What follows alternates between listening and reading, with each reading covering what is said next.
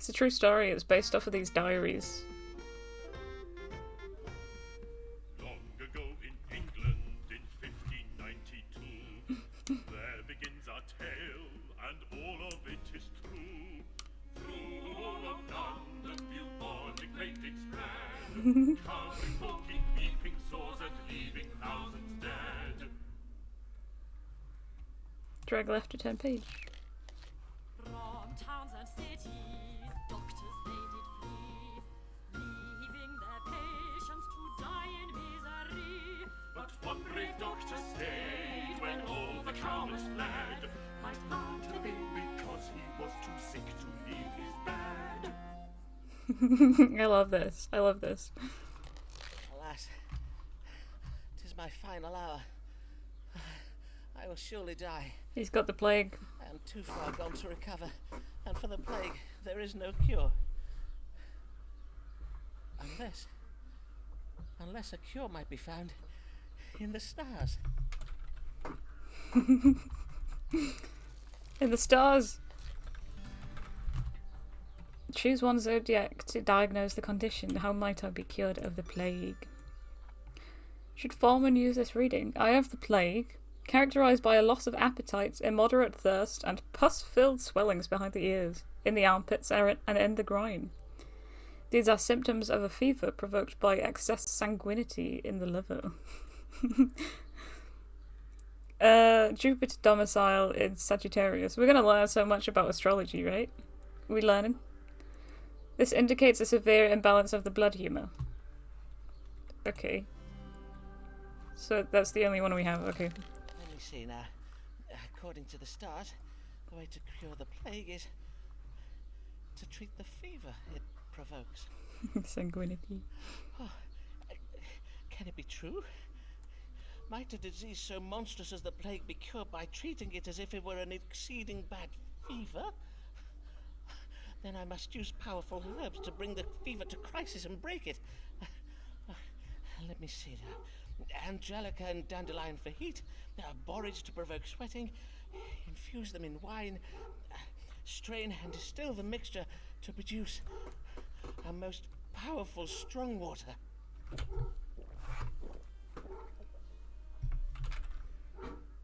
Strong water. And he just passed out. Huzzah! I am cured!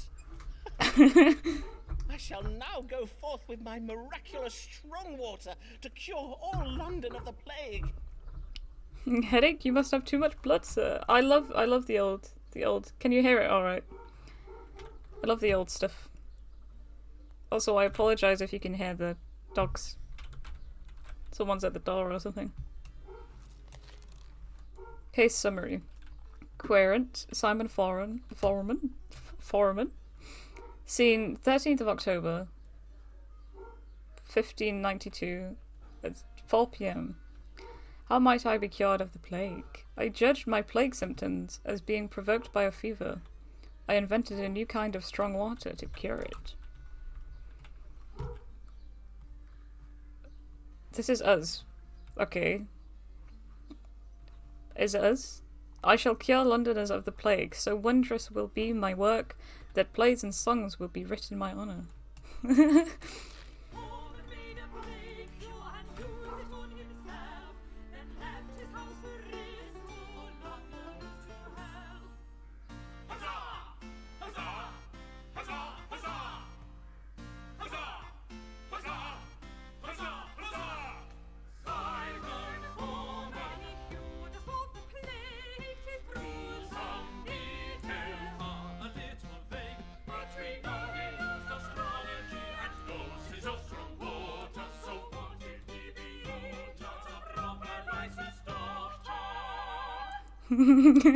So what if he been a proper licensed doctor? I love this, it's so poetic. Can you hear it alright? I'm gonna turn it up a bit. Oh, for God's sake. As soon as I click off, it goes back to my desktop.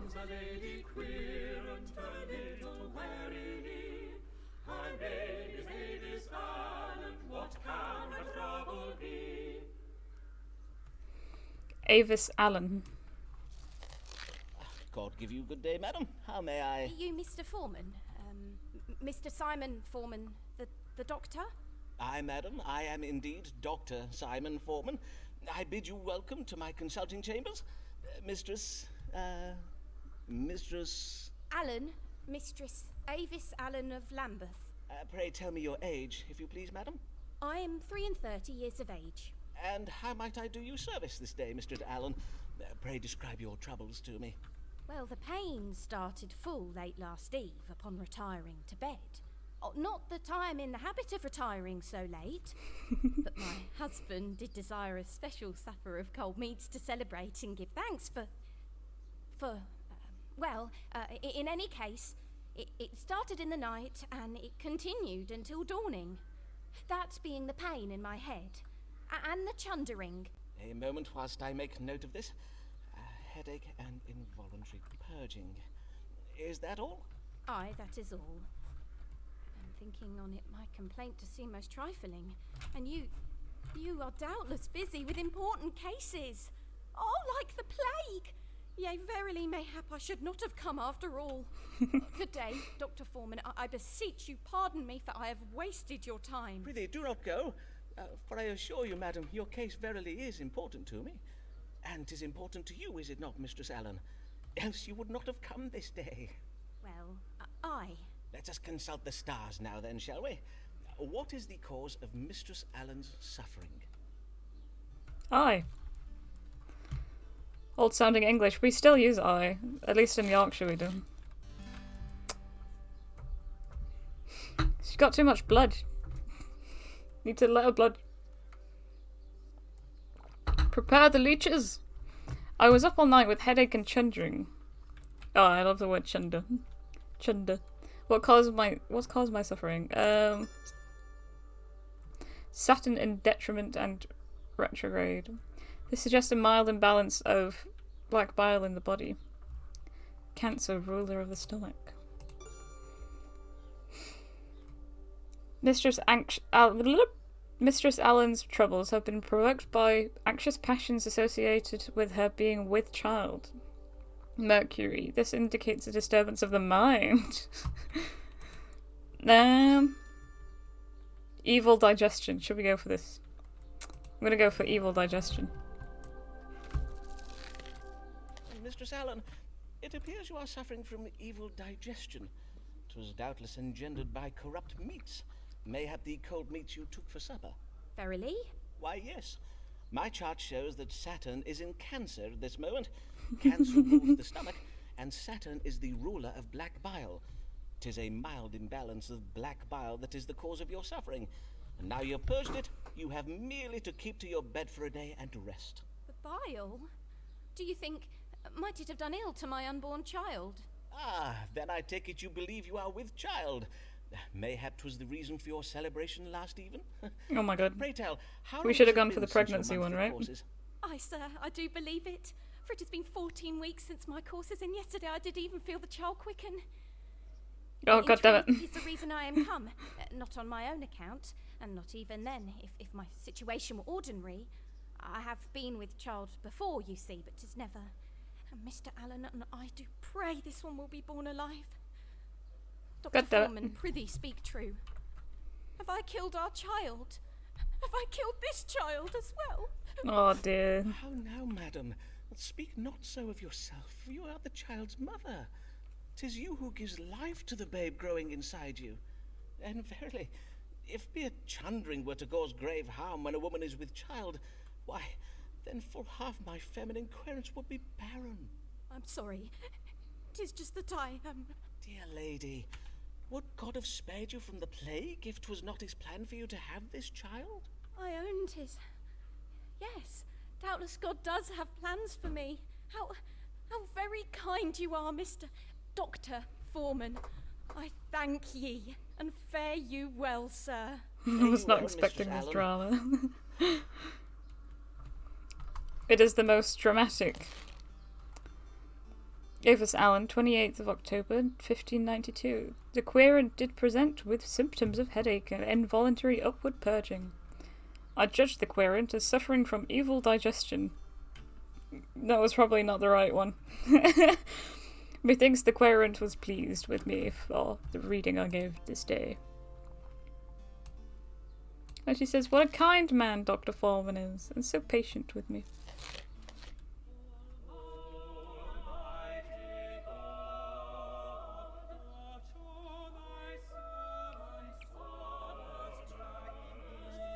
I like his dress. I want that dress.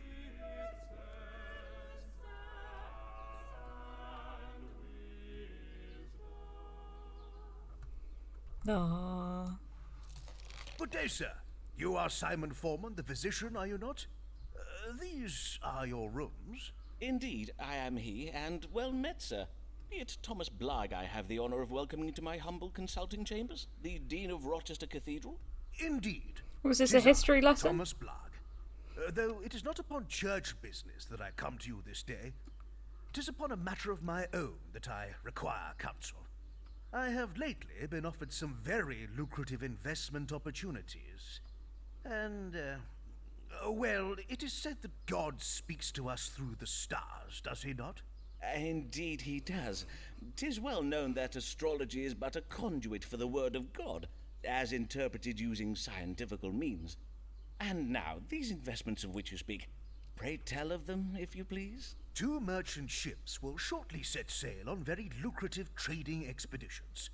I do not possess the coin to invest in both. Hence, I must choose between them. And I must choose very wisely indeed. For sea voyages are most perilous, and if my ship were to founder or be captured by pirates, I would lose my entire investment. Aye, forsooth, 'twould be most lamentable, to say nothing of the poor souls who might lose their lives. Who are, naturally, the greater of my concerns. Aye, naturally. And whither might these ships be bound? The first is bound for the Spice Islands of the East. 'Tis a voyage to be undertaken by a ship named the Conquering Cherub. The other is the Pride of Yarmouth.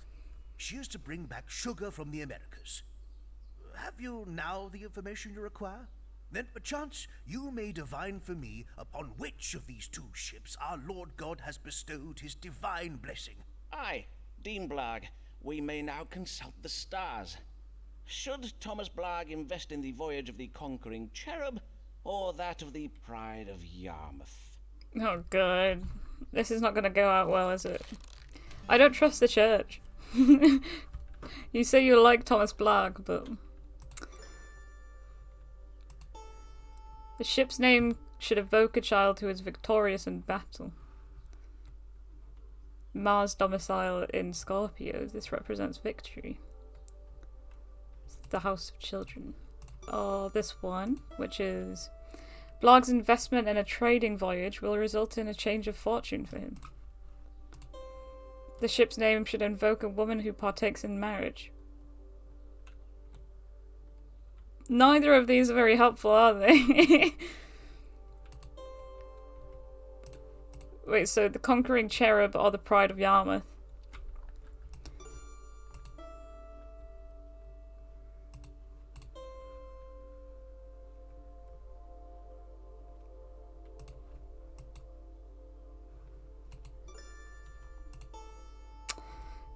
It's 50-50, isn't it, I guess?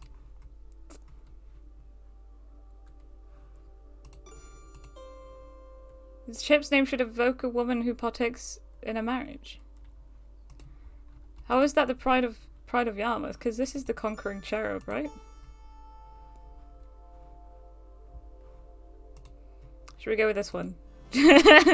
Should we just choose the ones that we don't think are true? The stars advise you to invest in the ship named the Conquering Cherub.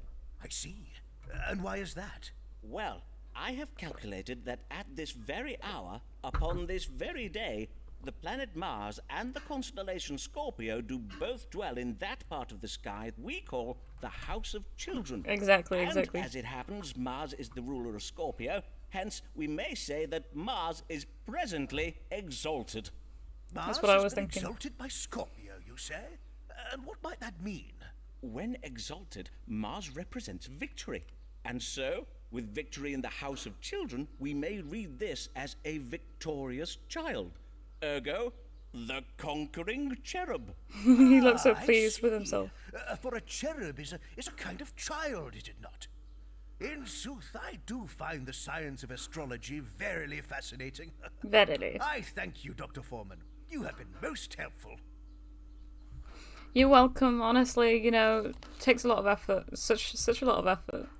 The querent did wish to know which of two trading expeditions would make the better investment. I did advise the querent to invest in the voyage of the conquering cherub. Methinks the querent was pleased with me for the reading I gave this day. It was very wise of me to come to this day. Only a fool invests his money without first seeking counsel.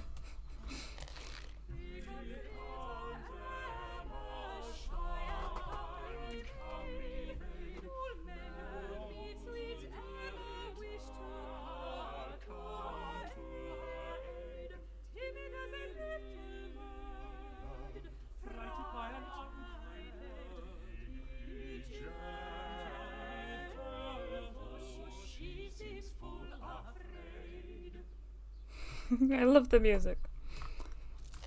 Good morrow, sir. Pray tell, are these the consulting chambers of Simon Foreman, Doctor of Astrology and Physic? Indeed, 'tis I, Dr. Simon Foreman. And your name, madam? Emma Sharp of Shoreditch, sir. 25 years of age. Welcome, Miss Sharp. And how may I do you service this day? Well, 'tis a trifle delicate. A man has asked me to be his wife. A dear, kind man, but I fear you will think me cold, Dr. Foreman. There, madam, whatever is the matter? Well, he is exceeding advanced in years.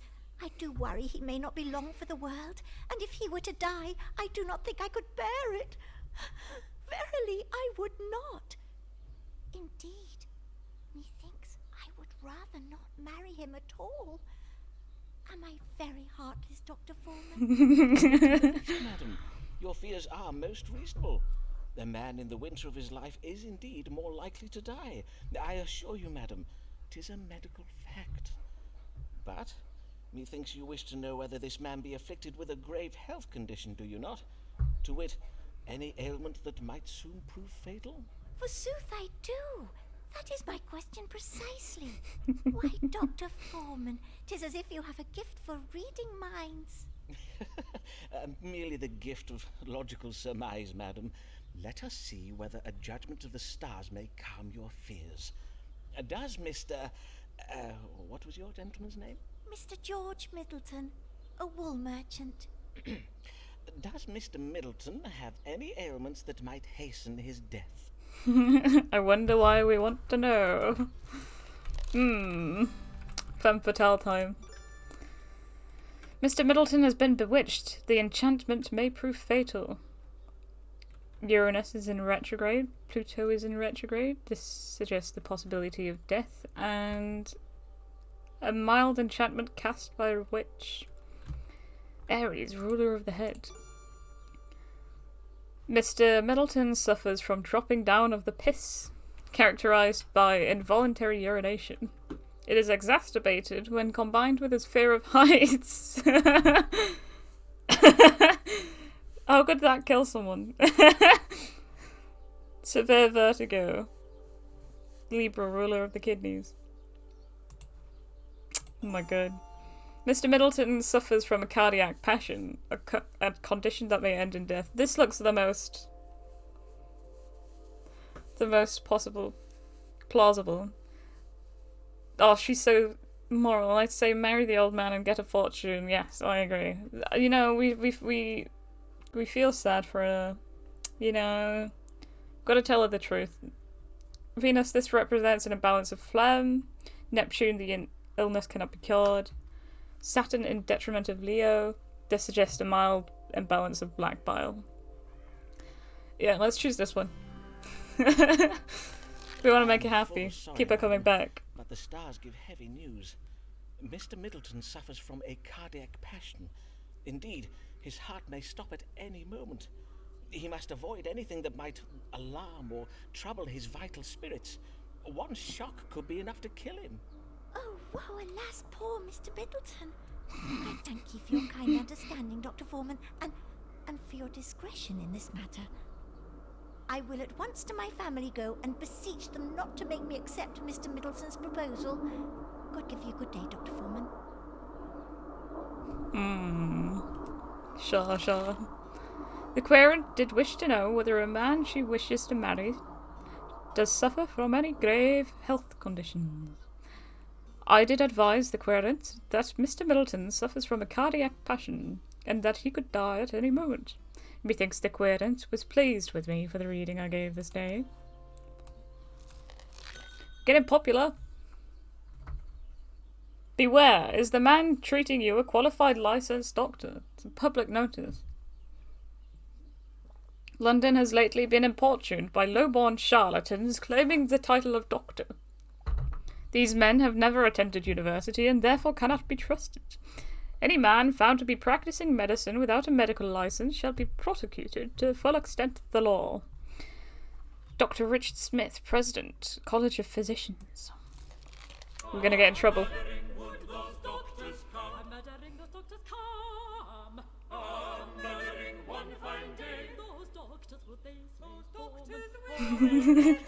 This is coming murderers.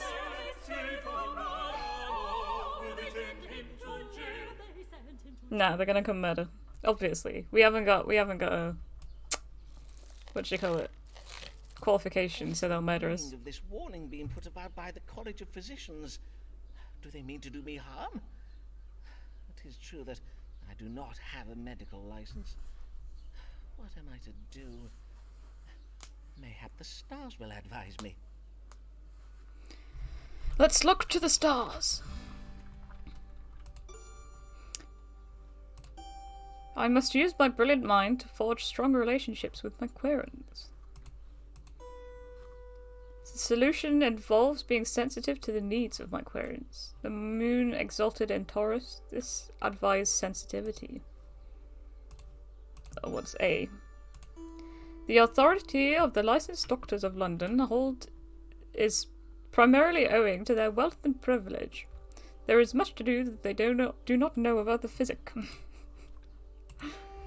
The College of Physicians is making war against me. If I am to become the best doctor in London, I must find a way to end this war.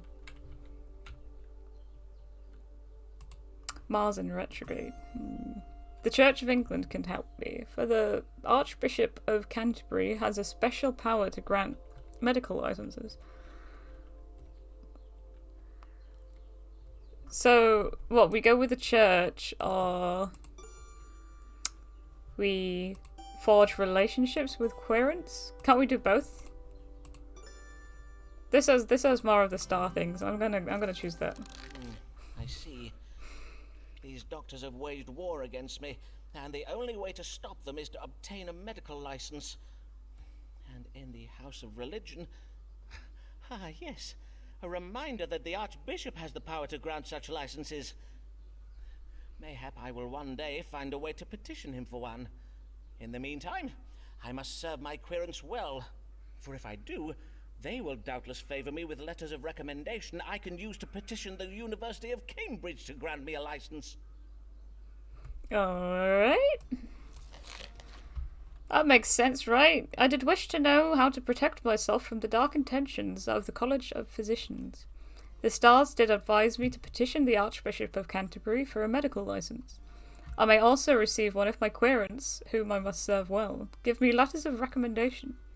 With such letters, I may convince the University of Cambridge to grant me a license. Could that happen back in the day? That's pretty cool. Do not be ambitious, Sir Foreman, for ambition and pride are a capital sin. Rather be humble and serve God, who speaks through the stars as well as through the wonders of nature. I feel like you would do well in a role-playing game like this, yeah. Oh, it's Ricardo. Ricardo Ferraro.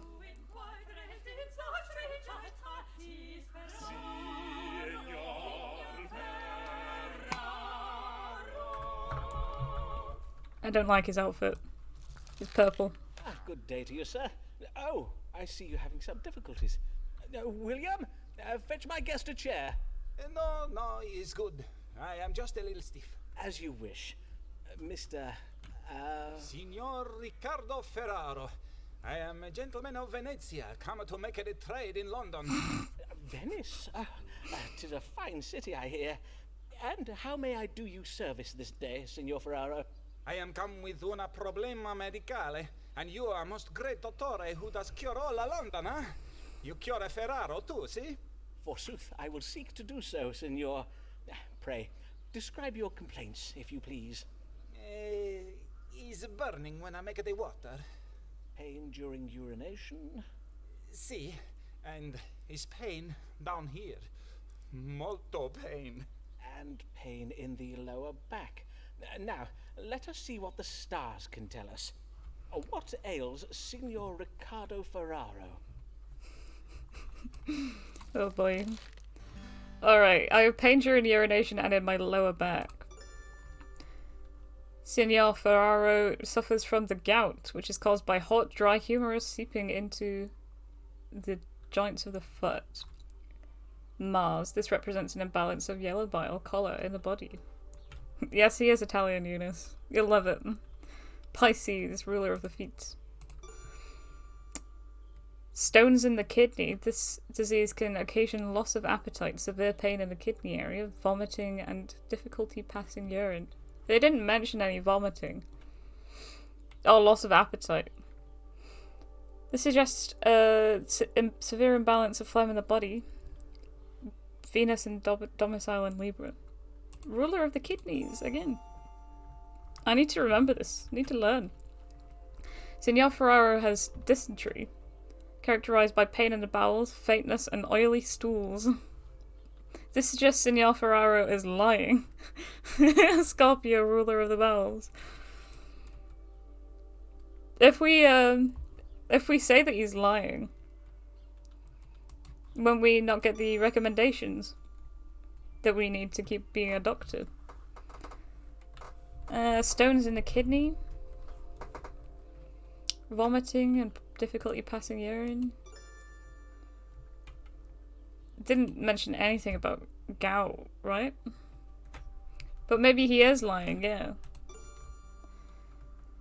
I don't know, I'm scared.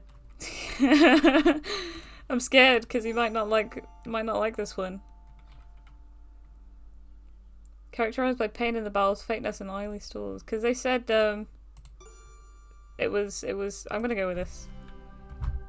They've got kidney stones because they said difficulty urine, right? Urinating. And if you don't cure him, probably lose credit, I guess. But also the credit comes from. Ricardo will spill the beans. It is a case of stones in the kidney, I regret to say. But worry not, Signor. I will give you an ounce of my strong water to dislodge them. Dislodge Drink them. this entire flask when you rise at dawn tomorrow. You may then expect to evacuate the stones by way of your privy member within just a few hours. Your famous strong water. This water is said to cure the plague, huh? I thank you, Signor Foreman.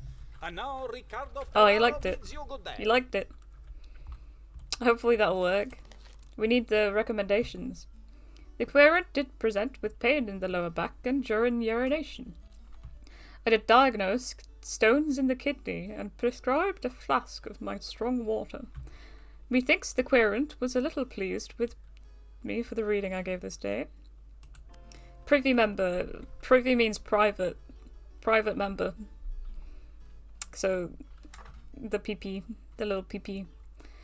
Interesting. He seems to exhibit at least the semblance of competence. Are they saying it about us? Oh, it's Avis again.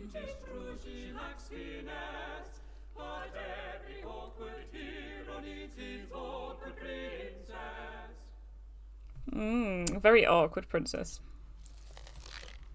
Well met, Mistress Allen. Pray tell, the last time I saw you, you were with child, methinks. Pray tell, how fares... I would rather not talk about that, if you please. Oh dear. I see. I am full sorry, madam. What I'm brings come you this? upon... The matter Beg your that brings... pardon, madam. I prithee, madam, say on. I'm come about the new law. I know not what to do, and I would have counsel. You are in trouble with the law, madam?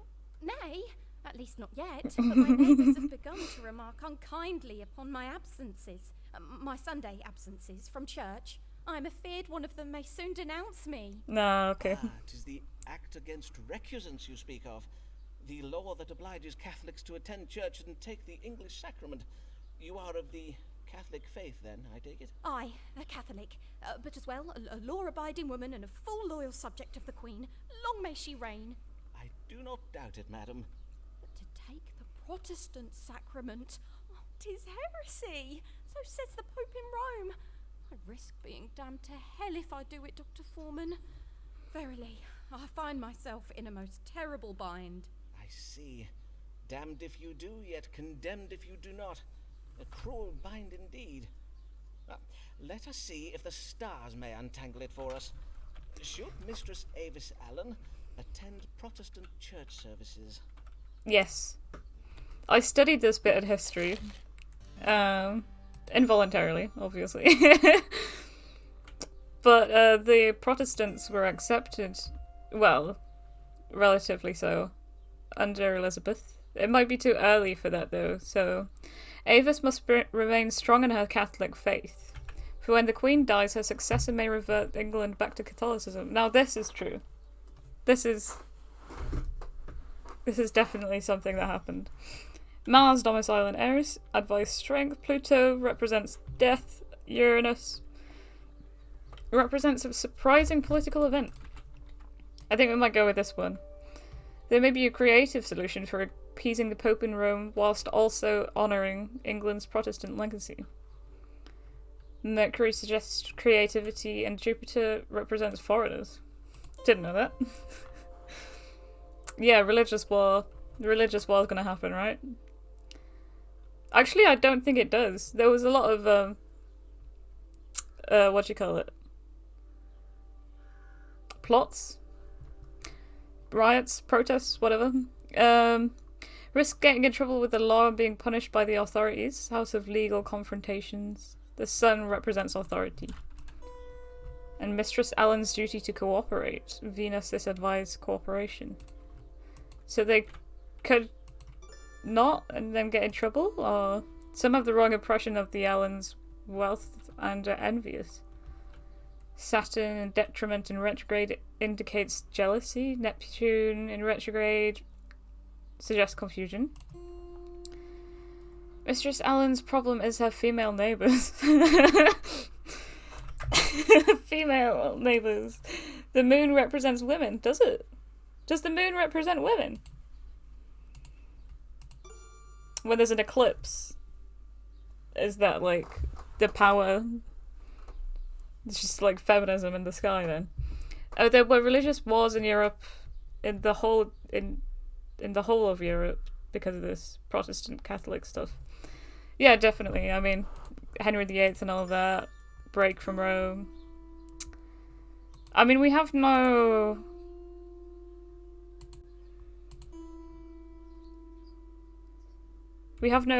proof of this.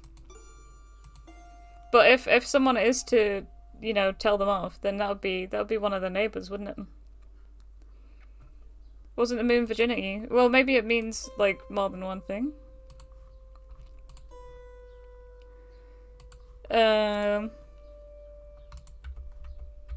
Let's have a look. It would be one of the neighbours, right? The first one does look really solid, to be fair. And it is true. I fear the stars confirm your fears. You must attend church every Sunday, lest you risk being prosecuted for being a recusant. Oh, but then what of my soul, Dr. Foreman? Methinks I have a solution for that, madam. If you were to cross your fingers behind your back during the service, any Protestant oath you swear would not count. Of course, you must be sure to stand at the back of the church while doing so that only God may see, and no one else. Forsooth, what an ingenious notion! Oh, Dr. Maybe Foreman, she can you go have saved me. full Guy You Fawkes. are so wise, sir. 'Tis so. Verily, 'tis most admirable. Oh, Dear good. lady, 'tis you who is to be admired. The strength of resolve, your devotion to your faith, and your... Oh, good. Would you care to see my collection of Venetian glassware? If I would. Indeed, I would like that very well. Oh no. Are we entangled? We're in an entanglement. The querent did wish to know whether she could comply with the law and attend Protestant church services, thereby betraying her Catholic faith. I did advise the querent to attend church, but to cross her fingers behind her back during the service. Methinks the querent is most pleased with me for the reading I gave today. Coitus point post consultatio. They are incredibly awkward couple, aren't they? God mend me, what have I done? If only I knew of a Jesuit priest I might confess my sins to. Oh dear. Here comes a beauty dark as night. Her hair does shine, her eyes are bright. Her damsel formed for man's delight. Oh, she is quite a lady. Oh, she is Quite a lady. Cool. Let's go. Good day to you, sir. I am Amelia Bassano of Bishopsgate. I like Here this for my person. Consultation. Welcome, Mistress Bassano. Bassano. 'Tis an Italian name, is it not? Aye, it is, sir. Though I was born in London, my family are from Venice. They did come to London to gain employment as musicians at the royal court. Ah, I know one of your countrymen, Riccardo Ferraro, another one of my querents. Mayhap you know him? He hails from Venice too. No, sir, I do not know him. Venice is a large city, and as such 'tis home to many thousands of men.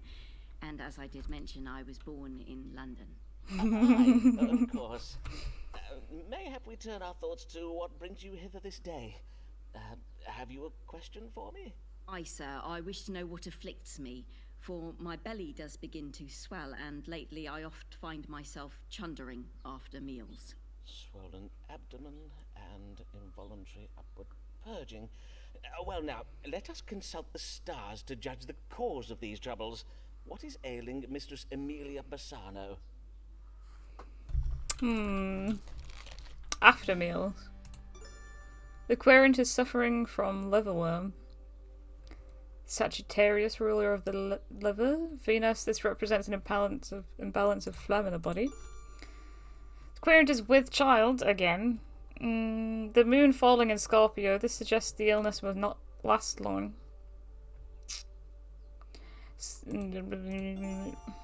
The querent is afflicted with a crick in the knees caused by the pressure of excessive weight gain. This suggests the illness is chronic. Liverworm? I don't know. Like, surely they would know. And it's after eating, right? It's not morning sickness, is it? Crick in the knee is caused by a pressure of excessive weight gain. But they didn't. There's nothing to indicate that. I'm gonna go with this one. Capricorn is saying she's thick, yeah. You have a fasciola hepatica, commonly known as a liverworm, a worm that has made its home in your liver. This would explain the swelling in your abdomen. I see. And what of my chunderings, sir? You may also blame the worm for that, for it seems your uninvited guest is a harsh critic of the meals you send him. When he feels the dish has been over-seasoned, or mayhap when your beef has not been cooked to his liking, he sends it back. Oh my god. Then how might I expel this verminous intruder? I must own I find the notion of sharing my repasts with a worm right unsavoury. Procedure. First you are to Relatable. fast. After 2 full days without food, the worm will begin to hunger most acutely. Then you must take a bowl of hot pottage. Hold it in front of your nose and breathe deeply of its flavoursome odours. The now starving worm, being tantalized by the smell of your potage, will propel itself out of your liver, up through your intestines, and out through your mouth. Oh no, we chose the wrong one. I am sorry to inconvenience you, but I believe I'm about to chunder. Would you have a receptacle? My manservant will assist you with your,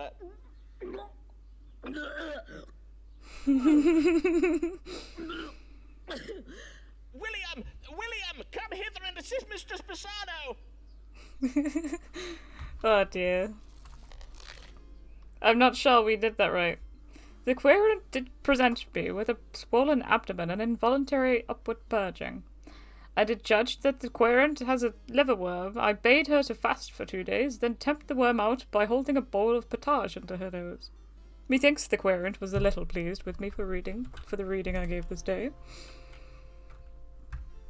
The doctor is a little odd in manner. His manservant, however, is right beguiling.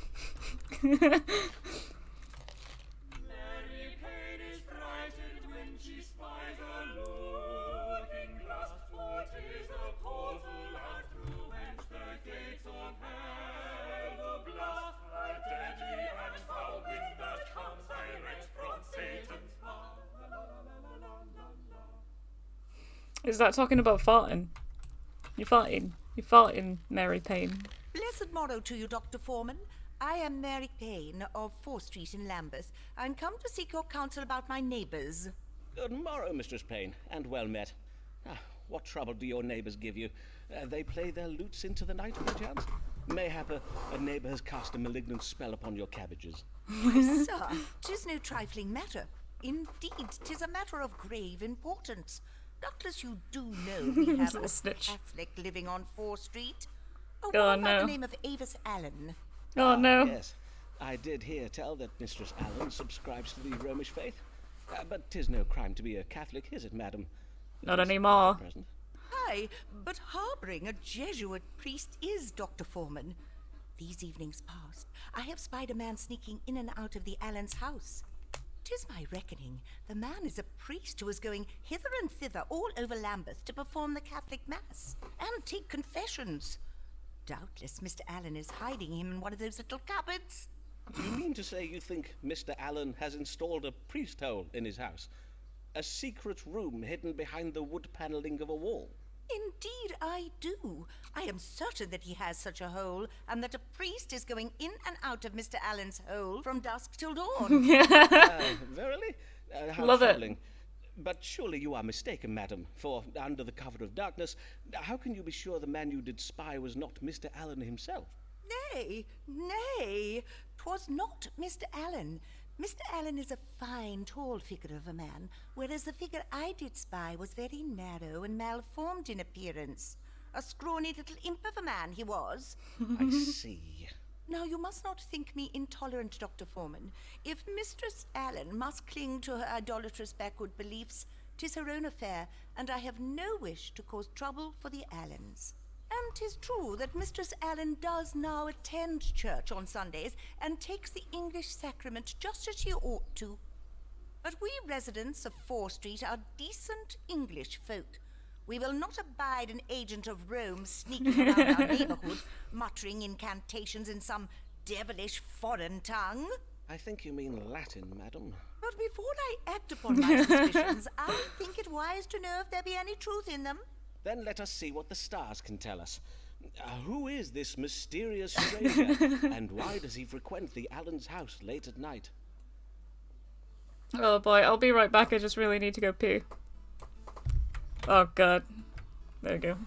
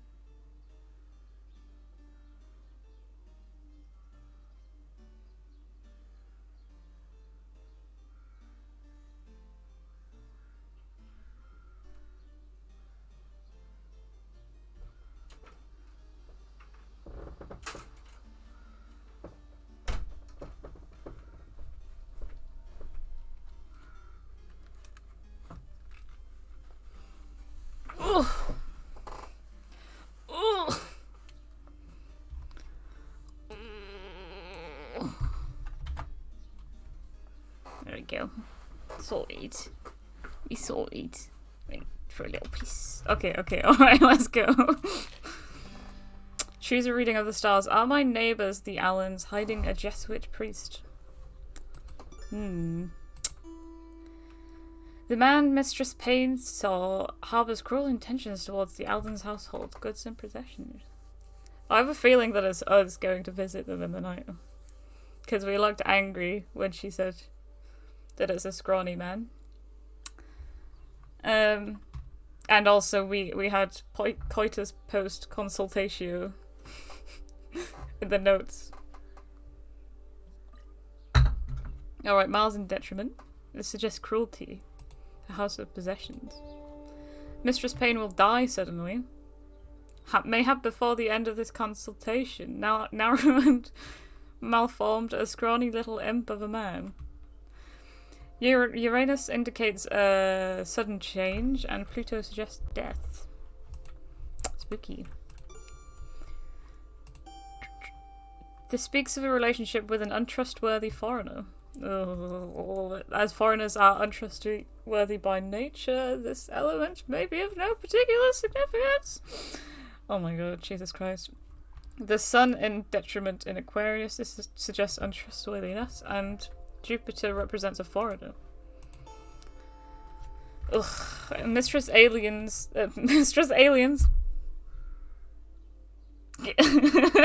Mistress Aliens. Mistress Allen's maternal instincts have been thwarted by her inability to bear a child, but she stubbornly persists in trying to reverse her infertility. Saturn in detriment in retrograde represents a stubborn attempt at a reversal, and Neptune suggests instincts that have been thwarted. Neither of those seem pretty good. The stars speak of an uneducated man who adorns himself in fine clothes. Mercury represents education and Venus represents finery. The man Mistress Payne saw is a public enemy who engages in idolatrous worship of the Virgin Mary. In other words, he is a Jesuit priest. This represents a woman, the Virgin Mary. Oh god. Oh boy. Whoa. Sorry about that. You trust Uranus and Pluto. I don't know.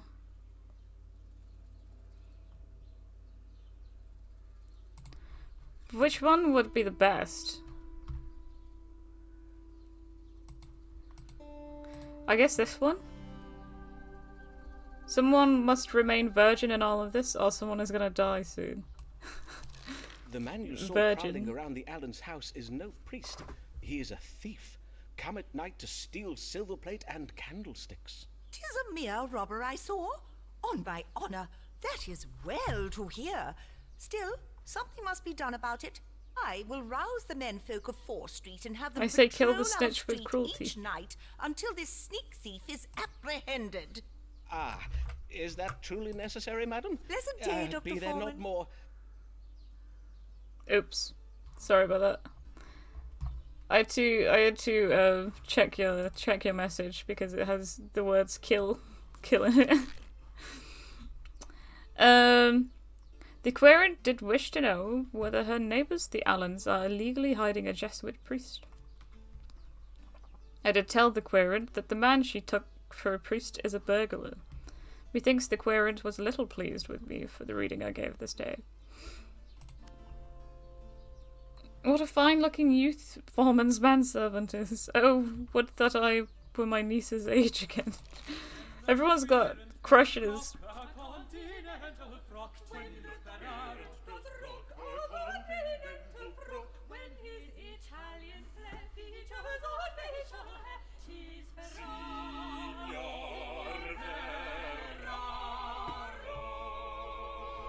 Don't we hate foreigners?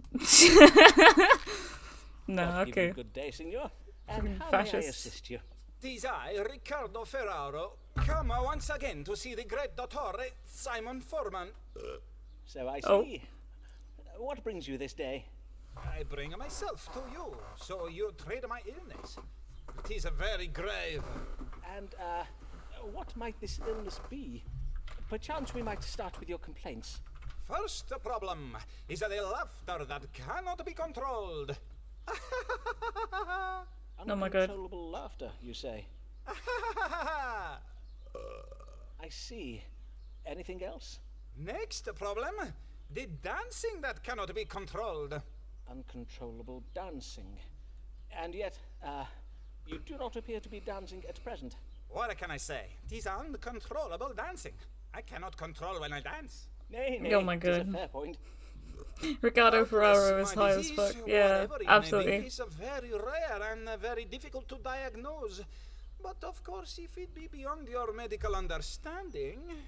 Let me assure you, Signor, that whatever is said of us on the continent, the learning of we English doctors is unparalleled. There is no better medical care to be had than in London. Now, Ew. let us see whether the stars may tell us something of your unusual and troubling illness. Ew. We're all gonna die. It's terrible, Doctor. Uncontrollable laughter and dancing.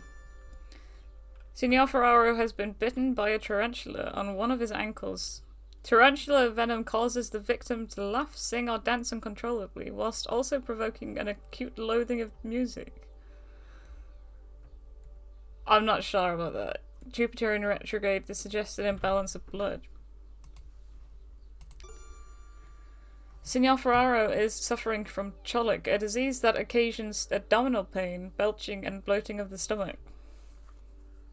This suggests the illness is chronic, and this represents an imbalance of yellow bile choler in the body. I mean, we're going with trying to make our patients happy, right? To get the recommendations. So, should we go with Aquarius, ruler of the ankles? Or is he like a... Oh boy. What should we do?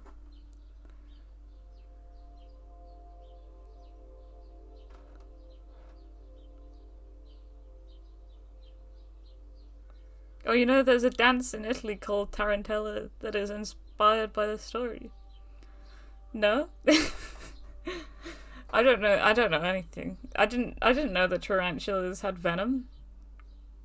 I thought tarantulas didn't have any. They just bit you. And a bloating of the stomach. I'm not sure. Maybe we could risk upsetting them this one time.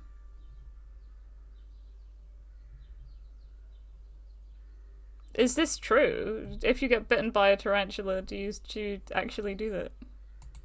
I can't imagine that you do.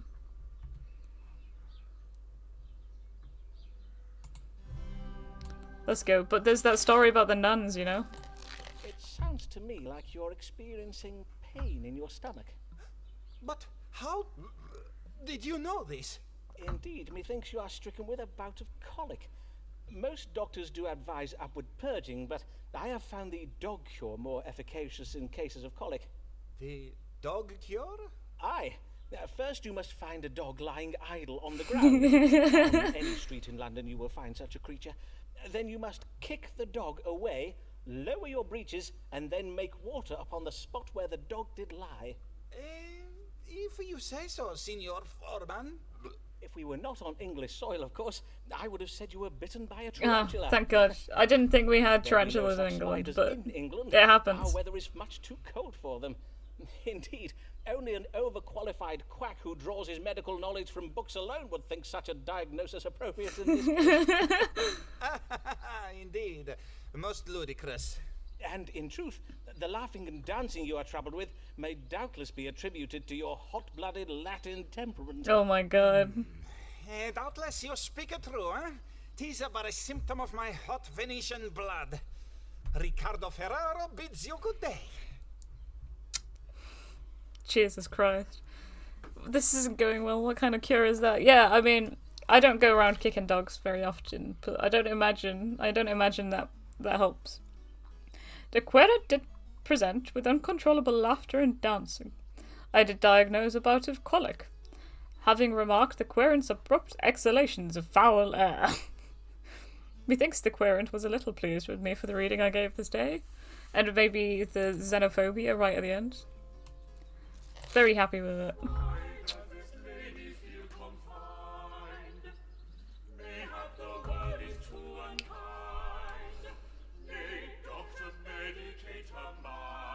Oh my god.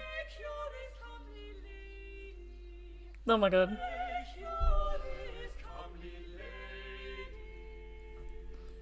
Let us not cure the lady. Good day to you, madam. Yes. Good day, Mr. Foreman. Pray tell, is your Venetian querent Riccardo Ferraro one of the patients you treat for troubles of the mind? Forsooth, his manner is right strange. I passed him at the door, and when I addressed him in the Italian tongue, he abruptly turned from me and ran away down the street. Yes, Signor Ferraro has no grave troubles of the mind that I'm aware of. Mayhap he was merely dumbstruck by your beauty, madam. Dr. Foreman, a man is rarely struck dumb by a woman's beauty. Indeed, 'tis quite the reverse. He is oft rendered all the more loquacious, plaguing her with ill-formed metaphors he believes are compliments, and with hasty declarations and invitations she has neither sought nor invited. Ah, quite. But let us turn our minds to happier thoughts. I did lately hear of your marriage to your cousin, Mr. Alfonso Lania, for which I must congratulate you. Ah, yes, my marriage. Uh-oh. It was arranged when it became quite apparent that I was with child. Oh, god damn it. And this you failed to inform me. I came to you with a swollen belly, as you We will never guess pregnancy. Verily? Then I beseech your pardon, madam. And your child and husband are both well, I hope? I would rather not discourse on the subject of my husband, Dr. Foreman. As it pleases you, madam. What brings you this day? Lately I have been feeling heavy and lethargic. I do also find it hard to fix my attention upon the book I am reading or upon words I am composing. And yet, although I oft feel right tired, I am having difficulty sleeping. Ah, well, becoming a mother, beset with all the demands of a suckling babe, can force change upon the normal rhythms of life. Nay, 'tis not that, for I have employed a wet nurse for the feeding and much of the care of my son. Methinks I must have some kind of disease. I see. Let us consult the stars to see what afflicts you. What is ailing Mistress Emilia Lania? It's interesting that they thought depression was a disease back in the day. Like, took it seriously, unlike what we do nowadays. The querent suffers from melancholy, being an excess of black bile. This suggests a mild imbalance of black bile in the body. Saturn, Neptune suggests the illness is curable. Phlegmatism is a temperament associated with an excess of phlegm, characterized by stoicism and stubbornness. Mercury suggests a psychological factor. Venus, domicile in Libra, suggests the illness will get worse before it gets better. Stubbornness. I'm not sure about that. The querent is troubled by an excessively choleric temperament. It is associated with an excess of yellow bile. Sufferers exhibit an aggressive, opinionated nature. No, we can't go with this one. The Sun. This suggests the illness is chronic. Mars represents an imbalance of yellow bile colour in its body. I think I'll go with melancholy. That's the generic title, right? Mistress Lania, the stars indicate that your suffering is occasioned by melancholy, or, in other words, black bile. I see. And what treatment can you give me for it? Before we speak of treating your condition, madam, I think it wise we determine what has provoked it. You did express a desire not to speak of your husband, and I cannot help but think that such a reluctance reveals where the source of your troubles might lie, to wit, within your marriage. Would I be right in thinking this? I do not wish to cause you distress, madam, but as a doctor, I do feel I must press you in case it is relevant to your troubles. My marriage is not a happy one, Dr. Foreman. Mr. Lanier and I do not agree on matters of money, and strong drink. I see. And what are your opinions on these subjects? That he spends all our money on strong drink. He disagrees. And your husband cannot be brought around to see your point of view, nor you his, I presume. Well, the marital discord provoked by strong differences of opinion can often engender melancholy in a wife. Until the matter is resolved between you, you may take a syrup of roses and chicory. Drink of it each day, and it will serve to reinvigorate your vital spirits. I will also have my manservant William bleed you of some of that excess bile. I thank ye, Dr. Foreman. William, come hither and bleed Mistress Lanier. They did consider depression as a disturbance in the harmony of the fluids. Melancholy literally means black bile. It wasn't a taboo, but it was something to be cured. Or it was condemned for moral reasons by the Christians. Because in some sense, it's very selfish. How can you be depressed when God exists? Yeah. I remember, yeah. I think that they, to an extent, it just depended on where you were at the right time, what time, in terms of how well. Well, that's always true. I'm just rambling at the moment, but no. Foreman is very silly. Very silly. So it's 1594. And we didn't impress them last time because we didn't want to say, well, I didn't want to say pregnancy. Because you always guess pregnancy. You'd have thought they'd have known, right? Like, surely they know that you get pregnant by having sex. I don't get it. The querent did present with symptoms of heaviness, lethargy, troubled sleep, and an unnatural pallor. I did advise the querent that she suffered from melancholy. I had her bled and prescribed a treatment of rose and chicory syrup. Methinks the querent is most pleased with me for the reading I gave today. Oh, they're up at 35 again, I guess. Mayhap bleeding my husband would cure him of his taste for strong drink. Very rigorous bleeding. Yeah, is sadness a very recent taboo? I think, no, not necessarily. It depends. Really does depend, I think, on where you were, at what time. Whereas things nowadays, I think society's become a lot more mellow. I don't know. Like, oh, it's so complicated. We've got some mail. Sir, I thank you for your recent inquiry with regards to obtaining a license to practice medicine. I note from our records that you terminated your enrollment at our institution some years ago on the grounds of insufficient funds. Whilst we do not ordinarily issue medical licenses to men who have not first completed a medical degree, proof of equivalent professional experience in the form of letters of recommendation may be taken into consideration. A minimum of 8 such letters of recommendation is customarily required. I advise you write to us again once you have obtained the requisite number of letters. John Cowell, from the University of Cambridge. What is their relation? We are no longer sure. Seems Foreman's now a patient, and Davis is the cure. Oh dear. Probably it's the other side of the miss of progress. Yeah, definitely. I don't think we've really made too much progress on that side. My dear Avis, what a pleasure it is to see you. I have oft thought of our last... I cannot tarry long. My husband will be expecting me home. Of course. But, dear lady, is something the matter? Of course. Do not all your querents come with a matter they wish an answer to? Well, yes. I wish to ask of the stars whether a man I am close with, a man who is not my husband, whether that man be also close with another woman. A man you are. I see. Well, if I am to judge the stars for you, I must ask you to be more precise. In what sense do you mean close? The platonic bond of friendship? Nay, close in the sense of being intimate. I see. Then 'tis the familial tie of kinship, perchance. Nay, I mean someone with whom I have shared physical relations. Verily, madam, if I am to give you an accurate reading, you must state your question clearly.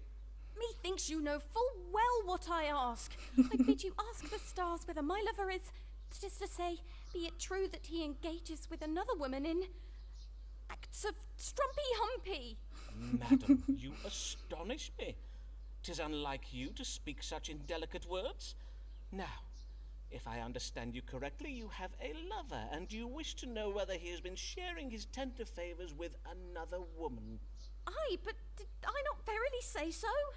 And now that we have at last fathomed your question, Oh my let God, us get Simon. the stars to fathom an answer. So Has evil. Mistress Allen's lover been unfaithful to her? You're baffled. Oh. He is. He is low-key, isn't he?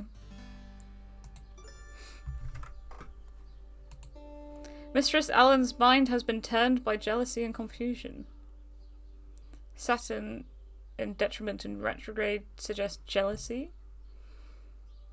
Neptune in retrograde suggests a mind turned by confusion.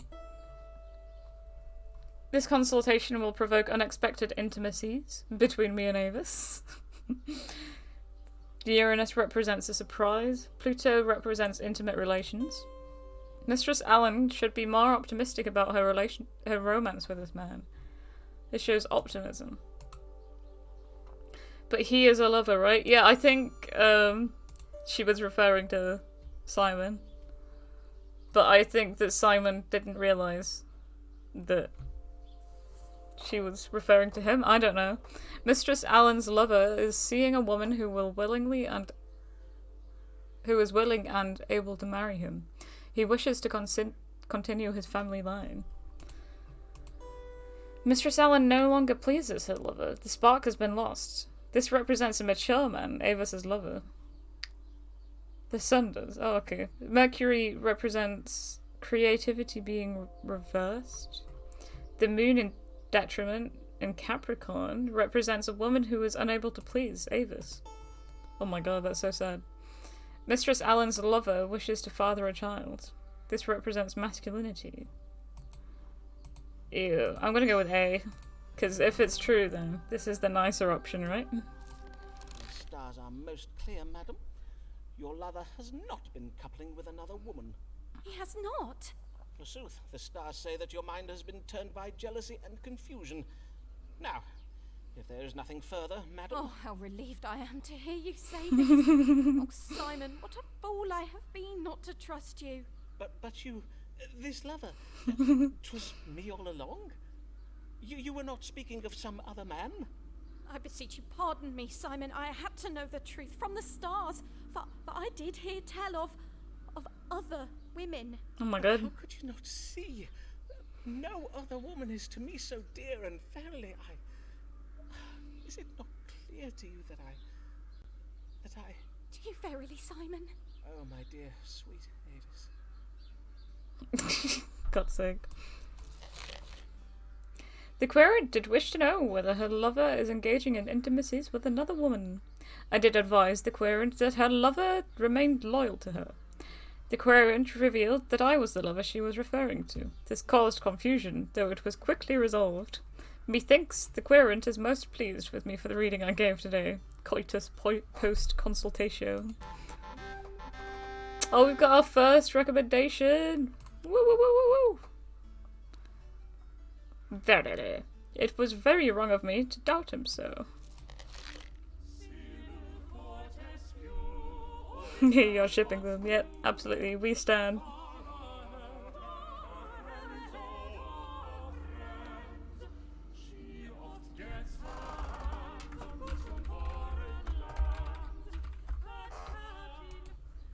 Whoops, sorry about that. I'm trying to turn up the sound. Give me a second. I'm going to turn up the sound because I need to set it back to what it was. Oh. There we go.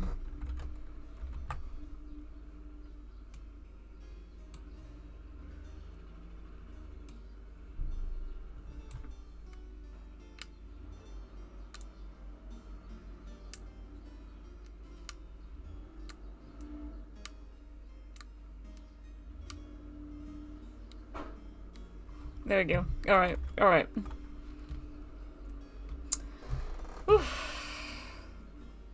Heckin' streaming. Whoa, god damn it. There we go. That's so annoying. Because I didn't realise we were supposed to be hearing music. It was just so quiet. Good morrow, madam. I humbly welcome you to my That's very consulting loud. chambers, and thank you for choosing my practice. Mistress... Fortescue, Mistress Sybil There we go. Fortescue. Well then, Mistress... I come So, upon a is most troubling the- matter, sir. I know not whether I guess it the is a sound mixing's medical just matter bad. Or something else. I see. Pray describe your trouble to me, madam. Oh well. Well, I suppose it all Just leave began it. with a dinner I hosted at my house last even.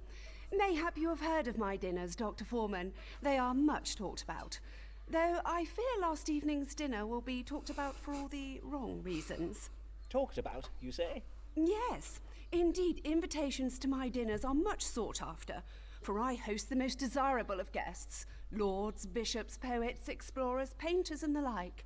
Why, last eve I hosted the famous Robert Lord Devereux, the playwright William Shakespeare, and the Bishop of London and his wife.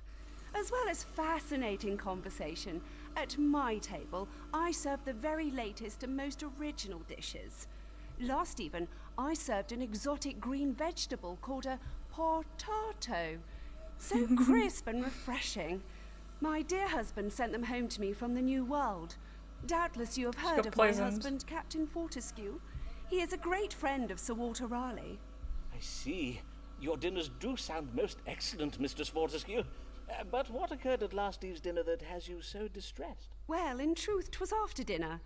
We all felt a strong desire to take some air, and so we left the table to take a turn in some pleasure gardens nearby. But then, as we were walking along the path, right in the middle of the gardens, in full public view, Pray do not distress yourself, madam. Prithee, take your time. my guests and I were, all of a sudden, stricken with pain. We began chundering and voiding from our... But there was nowhere to turn, you see. There were no bushes close by to shield The our monkey. modesty. 'Twas unspeakable. A moment, madam, as I note this down. Abdominal pain and simultaneous upward and They ate the downward potatoes. purging of a most The sudden leaves and violent instead of nature. the potato Now, itself. let us see how these stars explain She is this a most colonialist, distressing absolutely. and unsavoury event. What troubled Mistress Sybil Potato. Fortescue and her guests last eve? It's the potatoes. Don't eat the potato. Sybil and her guests were troubled with evil digestion. This Virgo, ruler of the has taken a chilly cold. No, definitely not that one. Troubled with wandering hands. Neurosis from Mercury and the Sun, which suggests it's chronic. Oh, okay. Nah, it's just some potatoes. I think you said the New World vegetables you dined upon were green in colour, did you not? And you described them as crisp and refreshing, I think. I take it then that you served them to your guests green and raw? Yes, indeed. Most of the potatoes my husband sent me were full dull and unhealthsome in appearance. Hence I served only the green ones. I had my cook cut them in such a Oh, way as to they resemble ate roses. raw green Tis potatoes. the way I oft serve my apples. Ah, then your trouble was a severe case of evil digestion. I have read that these vegetables can be noxious if they turn green. Oh, my days! You mean I poisoned my guests? In a manner of speaking, aye. But worry not, madam, for the suffering was but temporary. Indeed, it does sound as if the bodies of your guests were most comprehensively purged of the poison. However, in future, be sure to cook the potatoes until they are soft, and pray do not eat the ones that have turned green. As God shall mend me, what a shameful affair this has been. I shall go home and, well, I shall write to my husband and ask that he includes cooking instructions with the next gift of food that he sends me. I thank ye and bid ye good day, Dr. Foreman. They ate raw gone off potatoes, which are really, really bad, aren't they? I know they did eat the leaves back then. And that made them all really sick as well. The querent did present me with symptoms of both upward and downward involuntary purging. Abdominal fever and pain. I did diagnose evil digestion provoked by the consumption of raw green potatoes. Methinks the querent is most pleased with me for the reading I gave today. What a fine young man Dr. Foreman has for a manservant. Who is this manservant? I want to know what this manservant looks like. Here comes a literary mind, one such as we do rarely find. Just needs a man to be behind, for she's but a lady.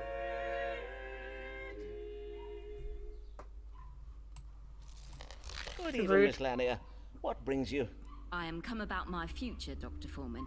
I wish to know whether I will find success as a writer of poems and plays. You can predict futures, can you not? You, madam? A writer of poems and of plays? Forsooth, how verily remarkable. Well, 'tis true most of us Bassanos and Laniers are musicians, but I have chosen a different path. I've lately begun a collaboration with a poet and playwright. Let us call him Mr. S. He is presently writing a play that takes place in northern Italy, and as I am of Italian heritage, he has asked me to help him write it. How interesting. And does this collaboration betwixt you go well? Right well, or so methinks. Indeed, Mr. S did suggest that I am full talented as a writer. Be not afraid of greatness, he told me. For once our play opens upon the London stage, our success will follow, as night follows day. I see. Then what would you have me ask the stars, madam? Well, I've noted that Mr. S, although a brilliant man, is oft prone to exaggerated melodrama and implausible plot resolutions. I wish to know whether this story of his, of our future success, is true. Very wise of you, madam. Then let us see whether your success or failure is writ in the stars. Will Mistress Amelia Lanier find fame and fortune as a writer? No. The singers of the choir cost more than the making of the whole game. I don't know, like, making game is very hard. Very hard. And Mr. S is definitely Shakespeare, isn't it? If Mistress Lanier maintains optimism, her ambitions will be realised. Not only will she be successful, her work will lead to transformative and surprising political changes.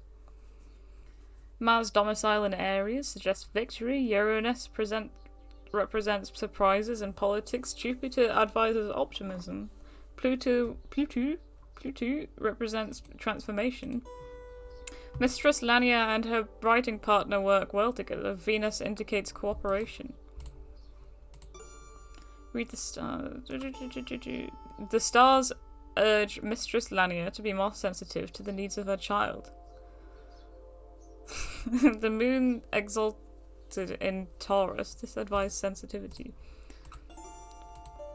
The house warns of a legacy marred by deceit and jealousy. This speaks of Mr. S indulging in creative theft. Oh, hi Femball, how are you doing? Thank you for the follow. My god. Thank you very much. I'm always online when you're online. So, I don't really get to chill out with you. That's really sad. I get very sad about it. I think I don't remember there being a Lanier and a Shakespeare sort of thing. So I don't trust it. I think she shouldn't trust him. How are you doing, Fimble? How's your day been? How's life?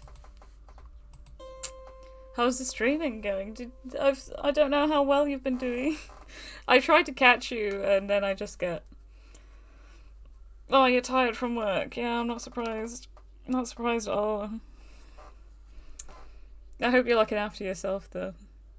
Screw the child and the husband, seek fame. I don't remember there being anyone with Shakespeare. He's already married, doesn't he? He married someone else, right? I don't know. I think I'm gonna go with this one. Madam, the stars tell of a great deceit against you. They suggest that your collaboration with Mr. S puts you at risk of, let me see here, creative domination and theft. The result being that you will reap little from your collaboration with Mr. S, but feelings of bitterness and jealousy. This... I cannot believe this of Mr. S. He is a right honourable man. I cannot believe such compelling insights into the human condition could be writ by such a knave as you describe. To be sure, he does oft indulge in wordplay for its own sake, thus cheapening and unnecessarily prolonging a scene. But nay, he is not a bad man. I know you mean well, Dr. Foreman, but I believe your judgment of the stars must be wrong on this occasion. Oh no. He did write poems for a woman. He wrote quite a few, yeah. But she's talking about writing a play with him. Which is absolutely not the same thing, right? The querent did wish to know whether her activities as a writer would bring her success. I did warn the querent that her collaboration with Mr. S was based on deceit and would not end well for her. Methinks the querent took my advice a little ill. That's okay, she hates us anyway. And what if a writer be a knave? Would prose writ by a scoundrel sound as sweet? It is quite a moral conundrum. Mistress Davis Allen, the love of Foreman's life, how futile 'tis to fall for another man's wife. The romance in this game is so complicated.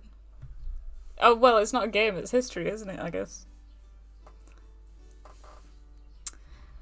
But yeah, don't trust someone just because their prose is good, right? Good day to you, sir. Good day to you, madam.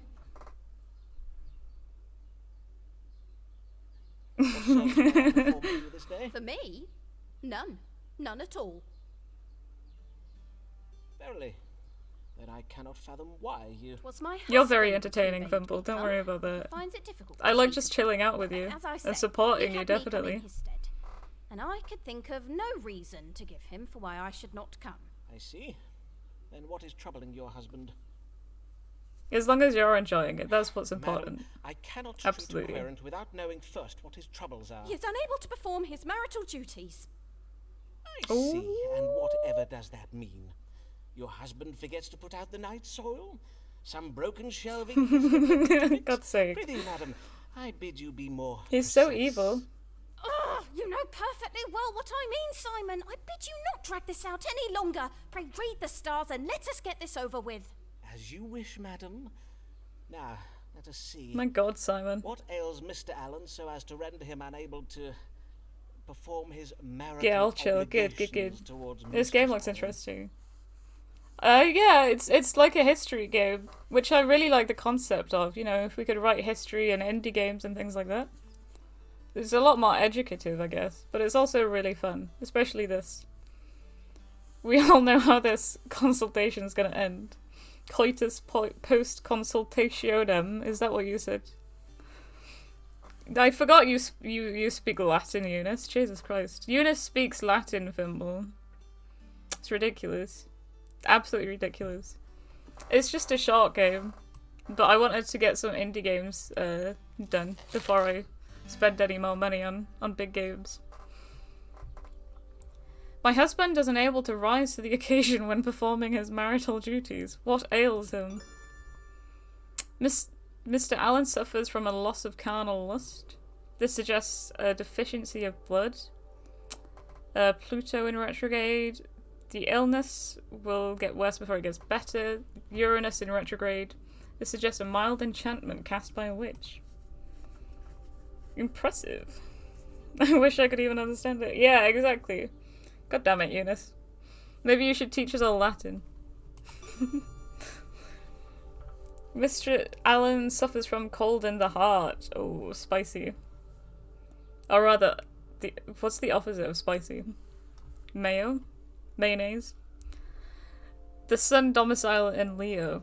This suggests the illness will be long-lasting. Neptune, this suggests a disturbance of the mind. Saturn in detriment of Leo, this suggests a mild imbalance of black bile in the body. So the sun represents long-lasting. Does the moon mean like short-lasting? Leo, ruler of the heart. To rise. Deficiency of blood. It is a very funny game, to be fair. Yeah, the moon suggests the illness is temporary. Sagittarius, ruler of the hips. Mr. Allen suffers from a crick in the back. This is causing him pain in the hips and making it difficult to perform duties around the house. Unable to rise. So I assume that they try. And, like, it's all consenting, right? So... Oh boy. A loss of carnal lust. What should we say? Wouldn't you just be like, oh well, maybe they're getting old? I don't know. I don't know how it works. Oh my god.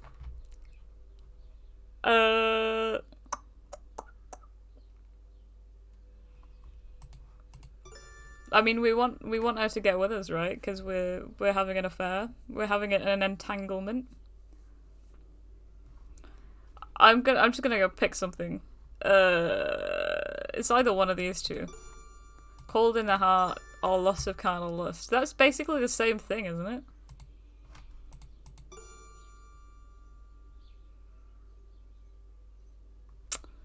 Let's go with this. I'm gonna go with this one. Oh, the second is too. Oh, God damn it! I only just saw that. Mr. Allen is afflicted with a cold in the heart, caused by an imbalance of black bile. The treatment for this is quite simple. You have merely to add boiled snake to your... Oh, that is... 'Tis your full judgment on the matter, then? I think we chose the wrong one. Boiled snake flesh. Be sure to gut the snake first, however. Then I will pass these instructions on to my cook. Well, I'd best be going now. Nay, prithee, bide a moment. If you will. The snake flesh cure, 'tis often effective, in truth. 'Tis also my judgment, as a physician, that for you, your life to be so neglected, 'tis most unhealthsome. And so... Oh, uh-oh. Simon. Oh, Avis. Oh god. Yep, you were right, Eunice. You were right.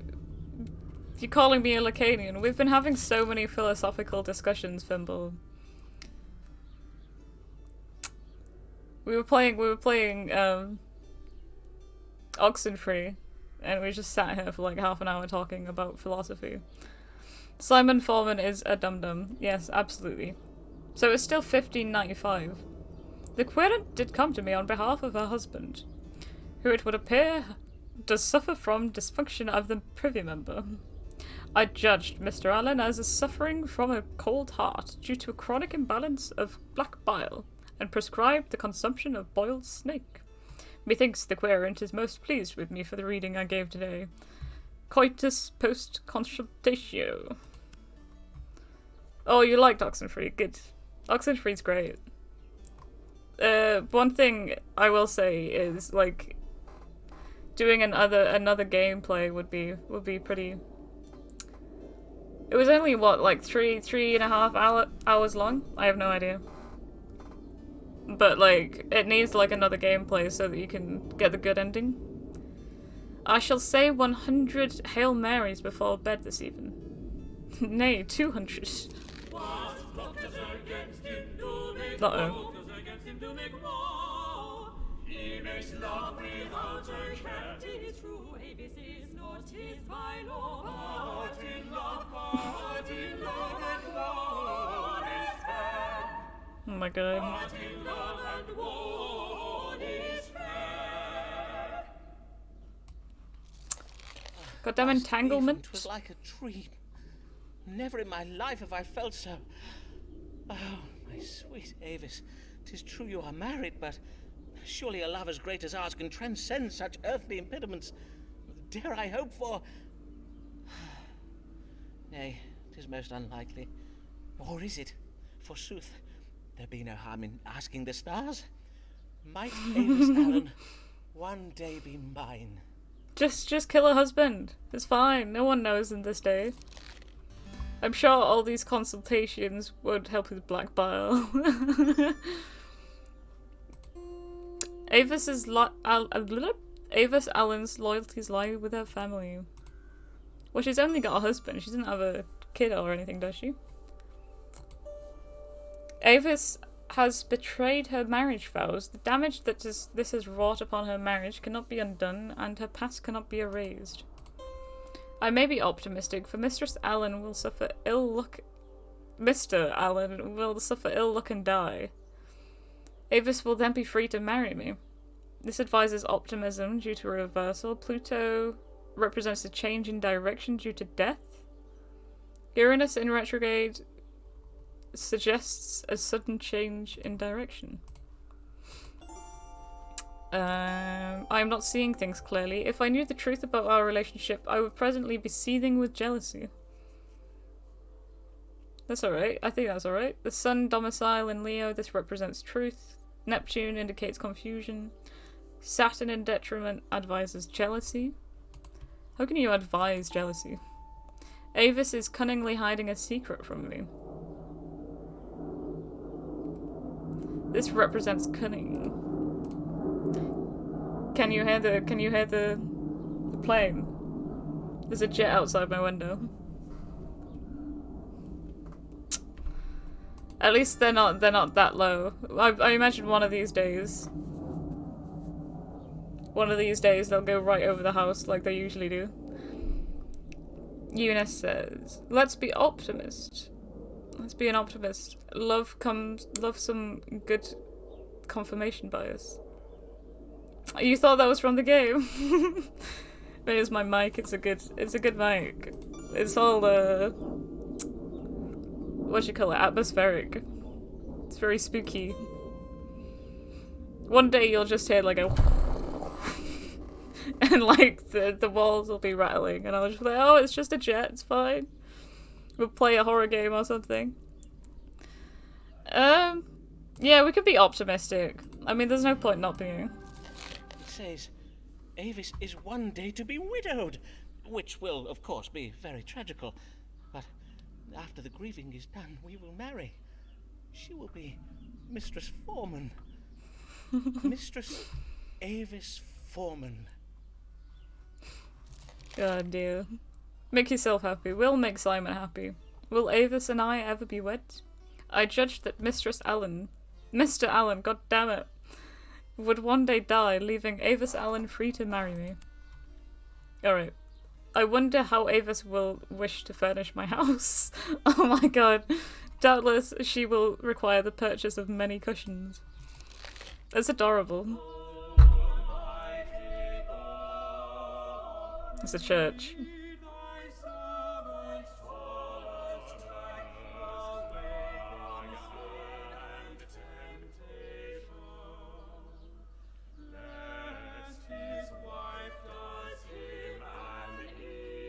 He's got a wife?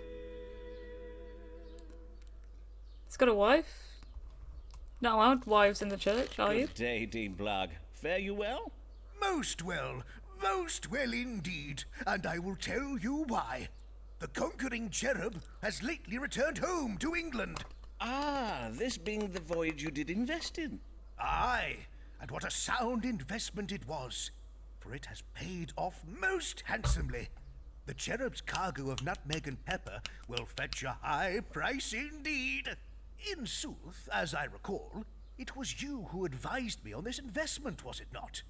I thank ye heartily for it, sir. I am glad to have been of service, Dean Blogg.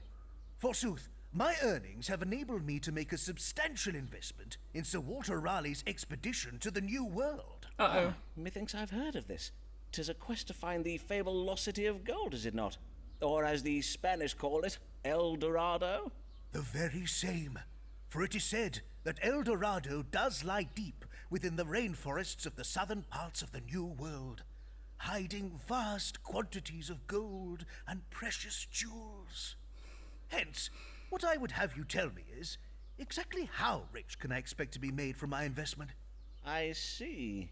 For if I am to be made very rich, I am afeard that news of my fabulous wealth may cause some jealousy among the clergy. News travels fast around the diocese, and I think it wise to get ahead of it if I can. Then let us consult the stars. What will become of Thomas Blagg's investment in Sir Walter Raleigh's quest to find El Dorado? Doesn't he die? I think he dies when he goes to find El Dorado, right? Also, yeah, maybe... Well, Dean Blagg will be Protestant, won't they? Because it's a Protestant country. I can't remember.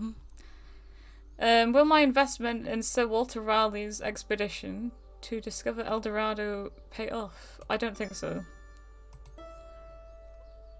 This expedition will encounter foreigners who are stubborn, confident, and lead by instinct. Oh god, are we gonna get some more racism in here? We're going full conquistador. Yes, absolutely. No. No thank you. Please no. The sun domicile in Leo, this represents confidence.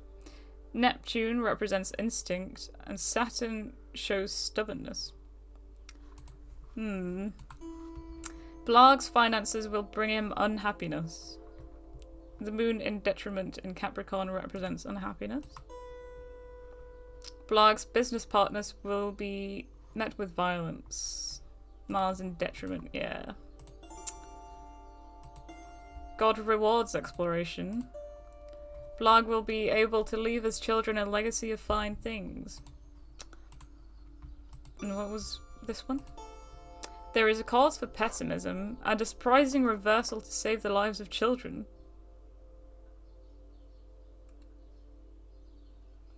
He dies killed by a poisonous dart. Are you sure about that? What? I've never heard of this. Jupiter in retrograde. This shows optimism in reverse. Pessimism. So is Jupiter optimism then? I can't remember these kinds of things. Pluto in retrograde. This represents the inverse of death in life. This indicates a surprising reversal. I don't understand this one. Don't understand that at all. But I do believe that he dies. And to be fair, I'm not mad about it.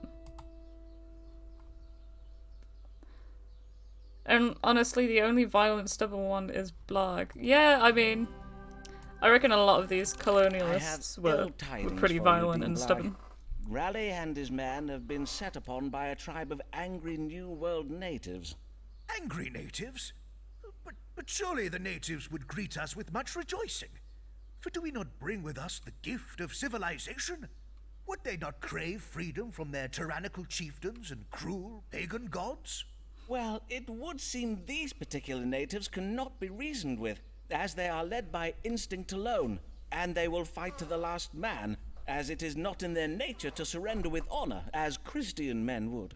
Truly? Ah, yes. Christians surrendering with honor. I'm afeard that Raleigh shall be forced to abandon his search for El Dorado, and your investment will come to naught. I must own, sir, that I cannot share your uncharitable view of these savages. They may be heathens, but are they not still God's children? I will now take my leave, that you may engage in quiet reflection upon the spiritual dimensions of this question. Yeah, oh god. Oh boy. Oh god. It's absolutely an idiot, definitely. The querent did wish to know the fate of his investment in an expedition to El Dorado, the fabled city of gold. I did warn the querent that Raleigh's search for El Dorado would be aborted due to local resistance.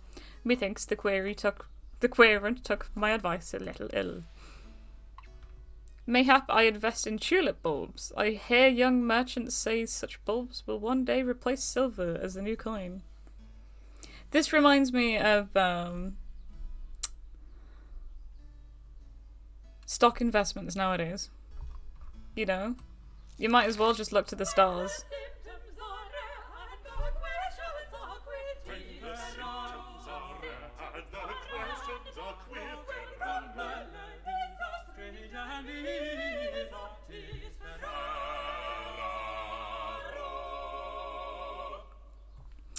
Alright. Good morrow, sir, and well met. Indeed, 'tis I, Riccardo Ferraro, come once again to the great Dottore Simon Foreman. Aye, and I can see why you are come. Methinks you are not well, Signor.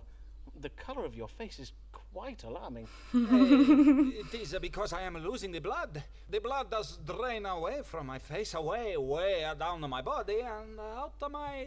You are bleeding from your fundament. How much have you been bleeding, and for how long?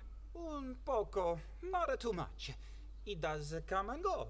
Sometimes blood, sometimes no blood. You stop the blood, see? Mayhap I will, but first I must consult the stars to find a diagnosis. What ails Signor Riccardo Ferraro? Tulip bulbs are surely better than plunder and pillage in the New World. Definitely. Morally, absolutely. I'm bleeding from my fundament.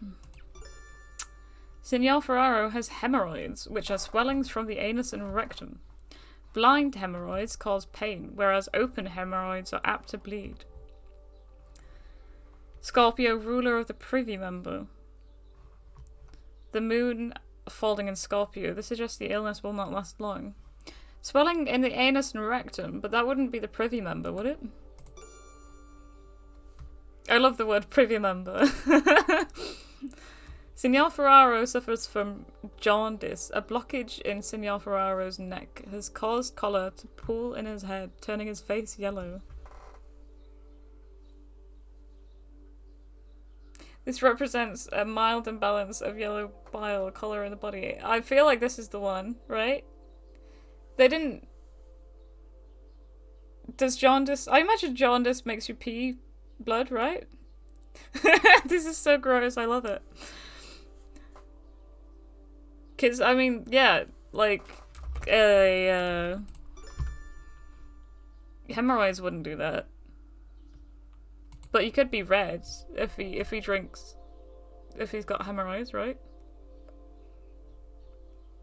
And what are they referring to when they say fundament?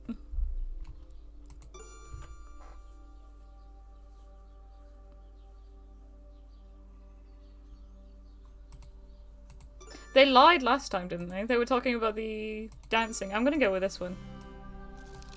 I am afeard you have jaundice, Signor. You must be purged of this excess of choler directly. I advise taking a hot bath, into which you must add an ounce of vinegar. Be sure to breathe deeply of the vapours that do arise from it.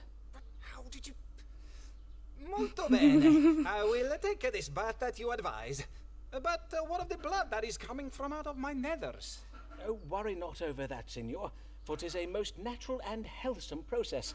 Your body is merely attempting to purge itself of corrupted choleric blood, much the same as does occur in a woman's nethers each month. But a man has what are called hemorrhoids for this purpose. Are you sure? That is your final answer? Indeed it is. I do assure you, Signor, 'tis the very latest medical thinking on the subject of hemorrhoids. You are welcome to for a second opinion, but I warrant you will find that most doctors in London will tell you the same. Then Riccardo Ferraro bids you good day, Signor Foreman. I don't trust this guy. Should we check an encyclopedia? Do we have like a medieval encyclopedia somewhere? The querent did present with the symptom of bleeding from the fundament. I did diagnose jaundice and prescribed a vinegar bath. I explained to the querent that the bleeding from his hemorrhoids was naught but the corrupted blood from his liver being downwardly purged. Methinks the querent was pleased with me for the reading I gave this day. You feel like you should have seen what this is from the start. You weren't too late, I don't think. All it is we're just following this doctor who has no idea what they're doing. And we're like diagnosing from the stars because they're an astrologer.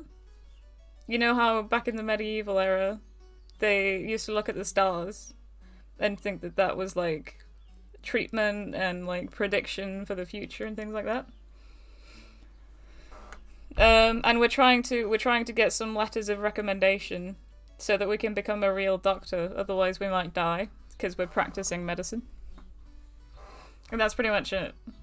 Also, we're in an entanglement with someone else's wife. This woman has a gift for words. If only she had riches worth.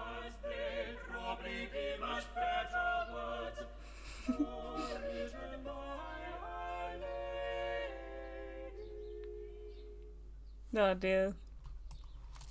Did you see that? See what, madam? Your querent, Signor Ferraro, scuttling away from me like a frighted rabbit. What have I ever done to upset the man? All I did was wish him buongiorno as I passed him at the door. Truly, Signor Ferraro's behaviour does sound full strange. But let us not think of him, but of the matter that brings you hither, Mistress Lanier. How do you fare? I fare most well, in the main, for I'm happy to report that you were quite wrong in judging that collaboration with Mr. S would fare ill, for in sooth 'tis going exceeding well. Verily, Dr. Foreman, I would be right content with my lot at present if it were not for the trouble I am come about this day. Uh-oh. Pray, tell me of this trouble, madam. I am being prowled.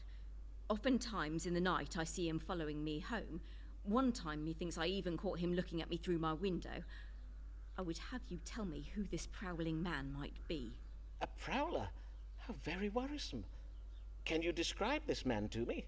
Nay, for 'tis always at night that I spy him, and I have always been too frighted for my eyes to linger upon him very long. Then let us see what light the stars can shed upon the identity of this man who hides himself in darkness. Who is the man prowling Mistress Lanier? So you have to choose the correct treatment to heal various people, yeah. By judging, like, what's from the stars, and then I think also, like, from your history knowledge, and from, like, just your knowledge of medicine. It is a bit hard, to be fair. Prowler is a violent husband. Mars in detriment in Taurus. This suggests violence.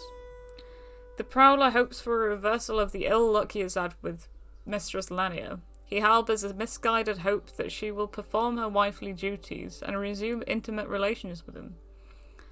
Jupiter in retrograde. This suggests misguided optimism. Pluto suggests return to sexual intimacies, and Uranus must protect Miss Lanier. Absolutely. Absolutely. This indicates a reversal in fortune. Mistress Lanier is suffering from mental confusion owing... Oh my god, no. Nah. This prowler is a man of authority and a master of wit. Mistress Lanier considered him as a friend. Oh, is this like, Willie Shakes? Will Shakespeare. Willie Shakes. Man with authority, Mercury and domicile in Virgo, represent wit. Prowler harbours undeclared feelings for Mistress Lanier, represents emotions. So it's either A or C, right? Yeah, what if it's Willie Shakes?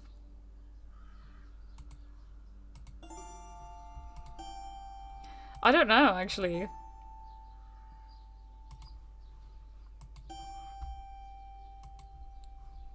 I'm gonna go with the evil husband. Madam, how have relations betwixt you I think it's a and Mr. 50-50. Lanier been of late? Does he exhibit any signs of a cruel or controlling nature? Is he prone to violence? Aye, indeed, Dr. Foreman. My husband uses uncouth words, throws my books about, and even breaks chairs when he is in a temper. Chairs are expensive back in those days. All the more so after he overindulges in strong drink. I am full sorry to hear it, madam. But it does solve our mystery, for the stars suggest that it is none other than your husband who has been prowling you. Verily, in truth, it does not surprise me. I will to home go and tell my husband. Prithee, madam, for the sake of your safety, act not in haste. If confronted, your husband may do you harm. There is truth in what you say. Forsooth, if Alfonso would spend his evenings following me about, mayhap I leave him to it. For if he hopes to catch me cuckolding him with another man, he will be exceeding disappointed. Cuckolding. Oh, I love it. The querent believed she was being prowled by a man, and did wish to know his identity. I did advise the querent that her husband, Mr. Lanier, was her prowler. Methinks the querent was a little pleased with me for the reading I gave this day. It's still 1595. Hear ye, hear ye! Sir Walter Raleigh fails to find legendary Treasure City. Rumours say next Raleigh voyage is to Pot of Gold at End of Rainbow. Hear ye! I love it. Reports have lately come in that Sir Walter Raleigh's expedition to the New World in search of El Dorado has been a colossal cluster fail. Despite Raleigh's assurances to the Queen that he would return with gold raided from the legendary city, it is said that Raleigh's ships bring back naught but potatoes. Experts predict Her Majesty's reaction to be somewhat testy. Here comes Emma, so kindly she, to the frail and aged she offers sympathy. What is she for others' especially when they're born of wealth. Here comes Emma, so kind-hearted is she. Oh, what's going to happen this time? Has she murdered her husband? Good day, Dr. Foreman. But I am Mistress Delamere now. Mistress Delamere? But as I recall from my case notes... let me see now. 'Twas 3 years past. Aye, were you not hoping to marry a man named George Middleton? Oh, yes. I did marry Mr. Middleton. For though I did tell my family what you said about his condition of the heart, they quite insisted that I marry him. And truly, they were full wrong to do so, for just as you predicted, Mr. Middleton did verily die of his cardiac passion, mere months after we were wed. So soon? How very tragical. I blame the Scotsman who took to playing his bagpipes below our bedroom window at odd hours of the day and night. Such a bothersome man. Betwixt him and the vipers Mr. Middleton discovered one morning nesting in his undergarments, I fear 'twas all too much for his poor, weak heart. She murdered him. Femme fatale. My dear lady, how distressing your late husband's death must have been for you. Aye, indeed, Dr. Foreman, so much so that my friends urged me to marry again, lest I die of grief. Oh my god. But now that I am once more a wife, I would not wish to be widowed anew, and John Delamere, my present husband, is also an older man. Dr. Foreman, you must tell me whether there be any illness he has, whether there be anything I might do to save my dear sweet husband from an early death. Then let us see what the stars have to say. Is Mr. John Delamere troubled with any condition that may cause him to die? If you're a rich old man and you're getting tired of living, just marry someone like this. This suggests the condition cannot be cured. John Delamere does suffer from a cardiac passion. Yet again. It's been bewitched. Uranus, this suggests witchcraft. Pluto suggests the possibility of death. John Delamere is troubled with quinsy, a condition characterized by soreness in the throat. Mars in detriment of Taurus. This suggests a mild imbalance of yellow bile.